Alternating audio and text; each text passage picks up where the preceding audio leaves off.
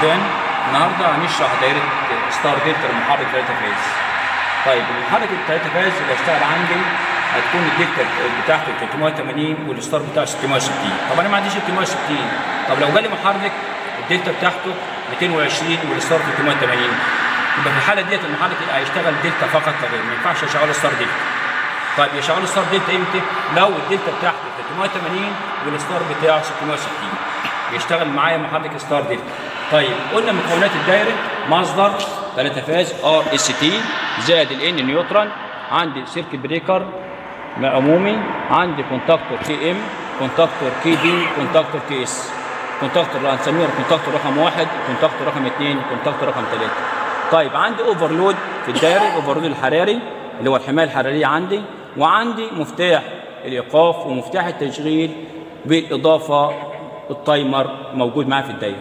طيب التايمر دي وظيفته ايه؟ هو التايمر وظيفته بيشتغل الكونتاكتور كي اس في البدايه، وبعد كده زمن معين بيفصل لي التغذيه عن الكونتاكتور كي اس ويديني تغذيه على الكونتاكتور كي دي اللي هو الدلتا.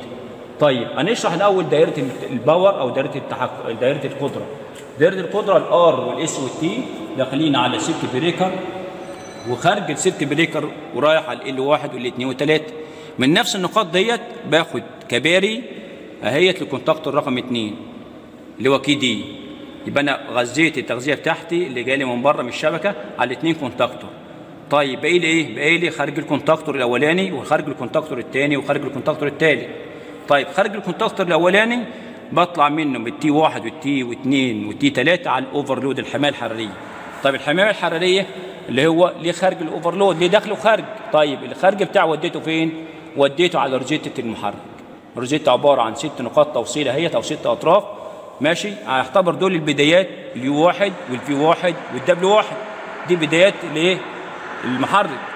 طيب اطراف الروجيتا الثانيه دبليو 2 دي بتبقى موجوده على روجيتا المحرك، الحروف ديت او الرموز ديت موجوده على روجيتا المحرك، دبليو 2 ويو 2 وفي 2.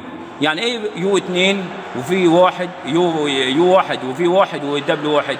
دول بدايات، دول بدايات اطراف المحرك من الداخل، ودول نهايات. طب الطرف الاولاني يو 1 دي البدايه، طب النهايه بتاعته فين؟ اهي. طب الطرف الثاني البدايه النهايه بتاعته فين؟ اهي.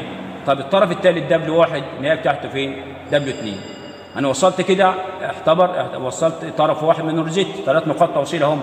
طيب من الكونتاكتور كي ام رقم 1. طيب الكونتاكتور رقم 2 باخد خارج الكونتاكتور بنفس التغذيه اهيت، بوديها على الكونتاكتور فين؟ على رجيته المحرك اللي هي ايه؟ دبليو 2 ويو 2 وفي 2 من الثلاث نقاط دول. طيب الكونتاكتور رقم 3 دوره ايه؟ عندي ال 1 وال 2 وال 3 بقفلهم نقطه واحده، ومطلع لي اهوت عامل الدايره السمراء ديت يعني نقطه رباط، يعني بقفل النقطه دي، بس ما بربطش فوق، انا بعمل كبار على طول. بقى ايه؟ يعتبر سلك مش مقطوع، بس هو موضحها لي في الرسم عشان ايه؟ بقول لك دي نقطه مقفوله، 3 نقطه واحده. طب قفل نقطه واحده دول. طيب بالنسبه لخارج الكونتاكتور، خدت خارج الكونتاكتور كي اس مع خارج الكونتاكتور كي دي اللي هو الكونتاكتور الدلتا، ربطت الخارج مع بعض 2 كونتاكتور اهو.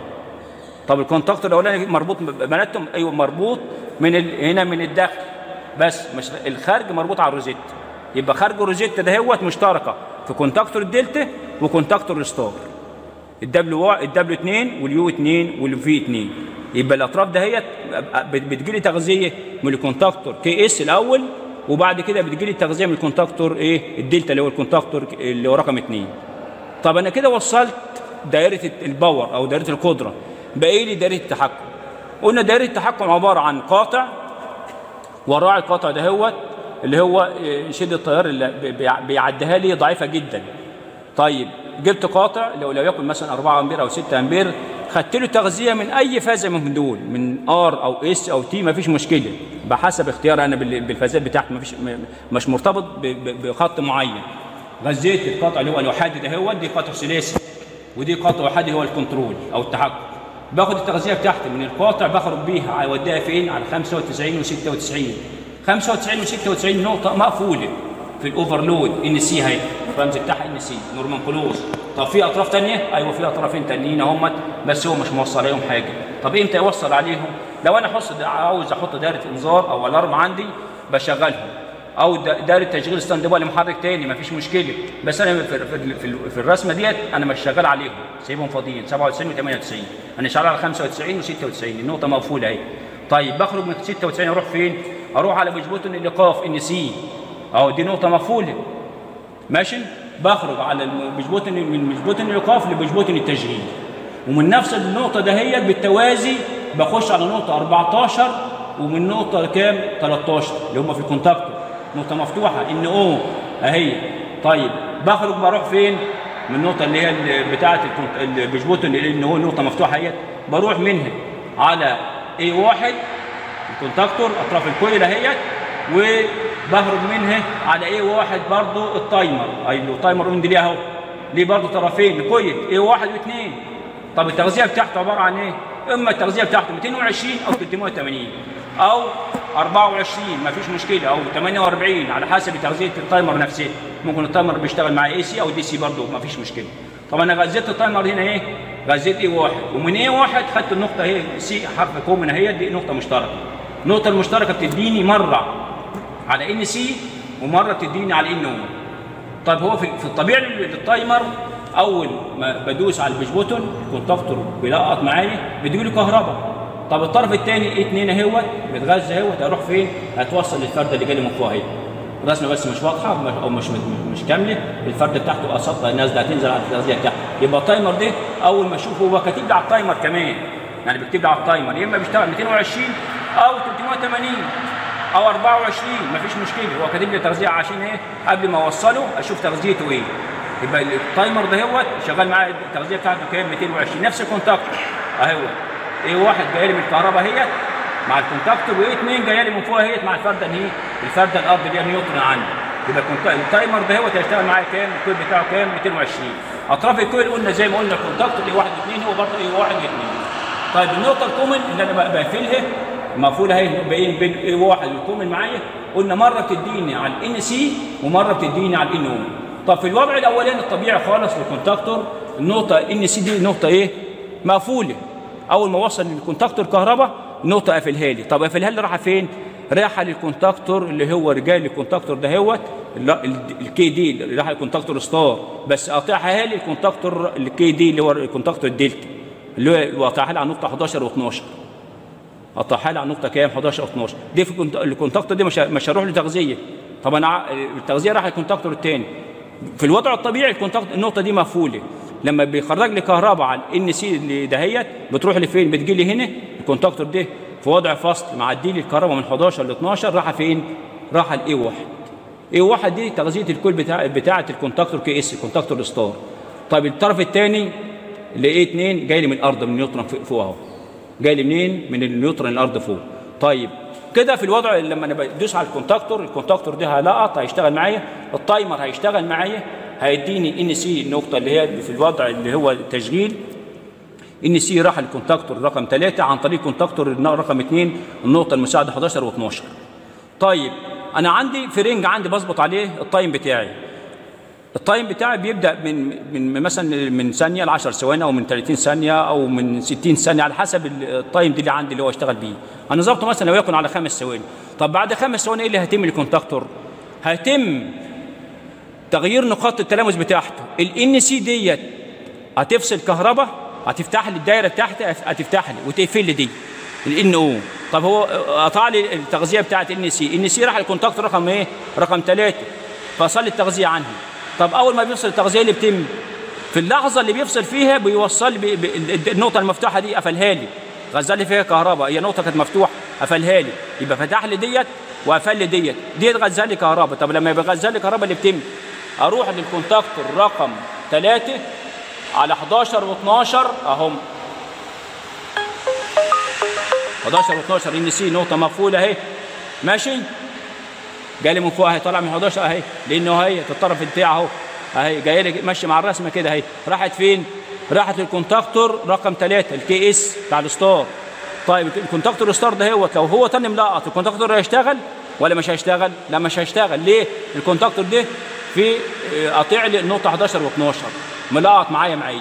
طيب لو فصل معايا والكهرباء قطعت التغذيه بتاعته وهو دي بره طيب هيروح موصل لي النقطه دهيت اللي جاي لي من فوق اهيت ب 11 و12 دي نقطه مقفوله ان سي نازله معايا مع الرسمه اهي، بمشي مع الرسمه اهي ماشي مع راحه فين الخط دي او التغذيه بتاعها فين؟ راحه الاي 1 الاي 1 دي بتاعت الكويل بتاعت الكونتاكتور رقم 2 اللي هو الكي دي بتاع الدلتا. طيب الكونتاكتور ده انا متغذي هنا كهرباء، الفرده الثانيه قلنا الكويلات دي كلها 220 كويلات كلها 200 انا مغذي اي 1 واي 1 واي 1 دول التغذيه كهرباء. اي 2 جايه لي من نيوترون من فوق التغذيه بتاعتها اللي هي الفرده النيوترون الارضي، يبقى الكويلات دي كلها 220. طيب التايم دي عندي او التايمر دي عندي، طيب التايمر ده هوت التغذيه بتاعته برضه 220 جالي الكهرباء اهوت عن طريق البوتن والكونتاكتور الاولاني، وايه 2 جايه لي من الفرده الارض من فوق اهي، خط بس مش كامل الرسم او زي ما قلنا اهوت بيروح لي فين لايه 2.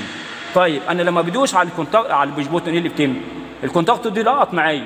طب لما الكونتاكتور دي لقط معايا جاب لي اطراف، جاب لي تغذيه للاطراف الروزيت هنا اليو 1 والفي 1 والدبليو 1. طب باقي لي عشان المحرك كده هيشتغل مش هيشتغل، يشتغل امتى؟ لما بتجي لي تغذيه بتكمل الروزيتا من الناحيه الثانيه من الكونتاكتور دي. طيب انا لما بدوست هنا غذيت التايمر عندي ان سي مقفول عندي، جاب لي كهرباء للكونتاكتور دي. طب الكهرباء دي للكونتاكتور دي ايه اللي تم؟ قفل لي الاطراف دهيت الاي 1 و2 و3 قفلوني بعضهم، يعتبر انا قفلت دهمت عن طريق كباري. طيب بس انا ما فيش كباري هنا، اللي عمل لي القصه ديت الكونتاكتور كي اس اهو الكونتاكتور رقم 3 وصل لي الدايره قفلها لي مع بعضها. طيب لما قفل لي الدايره ايه اللي تم؟ وصل لي كهرباء، يعتبر دول مقفولين، الكونتاكتور هيشتغل ستار. طب بيشتغل ستار ليه؟ عشان قلنا في البدء عندي لما المحرك بيكون حجمه القدره بتاعته كبيره او بيشغل لي معده تقيله بيسحب تيار عالي جدا. طب التيار ده لو اشتغل دلتا هيعمل لي مشاكل في الدايره بتاعتي ويعمل لي خسائر في اللوحه بتاعتي. يبقى شغال الاول ستار بنص سرعته، بيبدا المحرك قفل لي الثلاثه دول، والمحرك بيشتغل على الكونتاكتور رقم 1 بس فقط تغيير، يعتبر دي في الكونتاكتور دي قفل لي دول. طيب بعد التايم اللي انا ظبط عليه الوقت اللي انا ظبط عليه ايه اللي تم؟ فصل لي الكهرباء عن ان سي، ان سي ده الكونتاكتور اللي هو ايه الستار عن طريق كونتاكتور 11 و12 في الكونتاكتور رقم 2. اول ما يفصل لي الكهرباء هنا هيروح الكونتاكتور ده فاصل معايا. طيب اول ما يفصل التغذيه عنه ايه اللي هيتم؟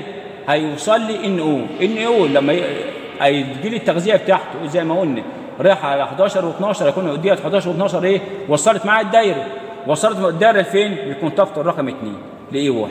يبقى انا في الحاله ديت كونتاكتور رقم الواحد رقم 2 والكونتاكتور رقم 3 بيشتغلوا بالتبادل مع بعضهم، يعني لو في واحد فيهم مشكله ونقاط التلامس بتاعته فيها انصهار جوه او تلامس جوه الكونتاكتور الثاني ما يخشش خالص معايا في الدايره، عشان لو هو دخل معايا بيعتبر بيقفل لي الثلاثه فاز مع بعضهم عن طريق النقطه دي.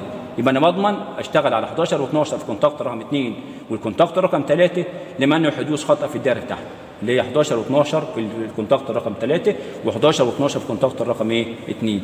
زي ما قلنا قبل كده في الفيديو اللي قبل كده الكونتاكتور اللي هو في عكس الحركه بضمن الكونتاكتور لو الكونتاكتور شغال الثاني ما يخشش معايا. والسلام عليكم ورحمه الله وبركاته.